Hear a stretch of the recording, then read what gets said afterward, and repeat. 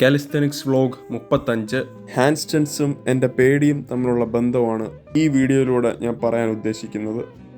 എല്ലാവരെയും പോലെ തന്നെ ഫ്ലോറിലാണ് ഞാൻ ആദ്യമായിട്ട് ഹാൻഡ് സ്റ്റാൻഡ്സ് ചെയ്യുന്നത്.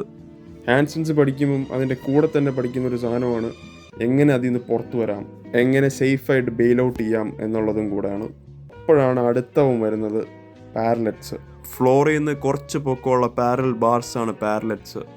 ഇതിൽ നമുക്ക് വരുന്ന പേടിയെന്ന് പറഞ്ഞാൽ ഫ്ലോറുമായിട്ട് നമുക്കൊരു കോണ്ടാക്റ്റും ഇല്ലാത്തതുകൊണ്ട് വീഴ്ച എങ്ങനെ ഉണ്ടായിരിക്കും എന്നുള്ളതാണ്. ഭയങ്കരമായ പൊക്കമൊന്നും ഇല്ലാത്തതുകൊണ്ട് ഇതിന് അത്രയും പേടിക്കേണ്ട ആവശ്യമില്ല. എന്നാലും ആദ്യം ചെയ്യുമ്പോൾ പേടി തന്നെയാണ്. ഇതും പാരലറ്റ്സ് ആണ്, പക്ഷേ ഇതിന് അത്യാവശ്യം പൊക്കമുണ്ട് എന്നുള്ളതാണ് ഇതിൻ്റെ പ്രത്യേകത. അതുകൊണ്ട് തന്നെ എനിക്കിത് പിന്നെ ചെയ്യാം എന്നുള്ള മൈൻഡ് സെറ്റായിരുന്നു.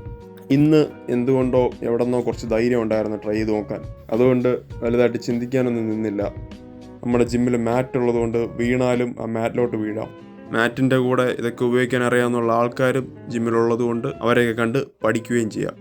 ആദ്യമായിട്ട് പുഷ് ചെയ്ത് വീണപ്പോൾ എനിക്ക് ആ പേടി മാറി. പിന്നെ വേണ്ടത് ഫോക്കസാണ്. ജിമ്മിലുള്ള പെമ്പിള്ളാരെ ആലോചിച്ചുകൊണ്ടിരുന്ന നടക്കൂല. ഏതൊരു കാര്യം ചെയ്യാനാണേലും പേടി മാറണമെങ്കിൽ അത് ചെയ്താൽ മാത്രമേ പേടി മാറുള്ളൂ. അല്ലാണ്ട് ചിന്തിച്ചുകൊണ്ടിരുന്ന പേടി മാറൂല. ഞാനിന്ന് ഇതിലൊതുക്കാമെന്നാണ് വിചാരിച്ചത്. അപ്പോഴാണ് ഇവൻ വന്ന് കുറച്ച് മോട്ടിവേഷൻ തന്നത്. എന്തിന് അടുത്തതിലോട്ട് പോവാന്ന്.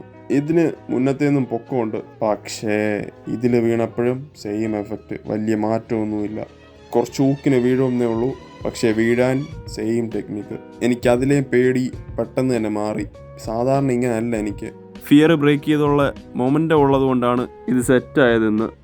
ചെറിയ പേടികളൊക്കെ ഓവർകം ചെയ്ത് തുടങ്ങുമ്പം വലിയ പേടിയും ചെറുതാവും. സബ്സ്ക്രൈബ് ബട്ടൺ ഞെക്കി പൊട്ടിച്ചാൽ ഇതുപോലത്തെ കണ്ടന്റ് കാണാം.